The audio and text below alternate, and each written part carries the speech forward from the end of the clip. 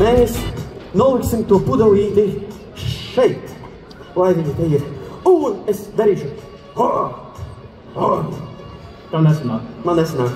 Labi, es paņemšu šito. Kaut kas izstājās.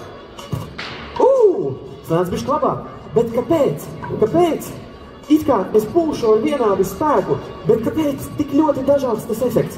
Un lai to nodemonstrēt, man vajadzēs, paldies, palīgu, man vajadzēs palīgu, man vajadzēs, lai viņi krīt, man vajadzēs dūmašīna. Kur man ir dūmašīna? Jā, došu patru lūdzu, lai viņi ir līdzena. Un es iedošu, labi, es lūdzu paturēšu pie sevis. Un tagad, ja mēs uzpūšam vienkārši dūmus, un es māju ar rokām, absolūti nekas interesants nenotiek. Bet paskatieties, cik skaisti ir, ja mēs to darīsim šeit. Jāliec lūdzu dūmašīnīt, paldies. Tā, pagaidām pietiks. Un atkārtosim eksperimentu. Paskatieties, cik forša tā plūsma. Nu, palaidīsim zālē, varbūt arī nedaudz.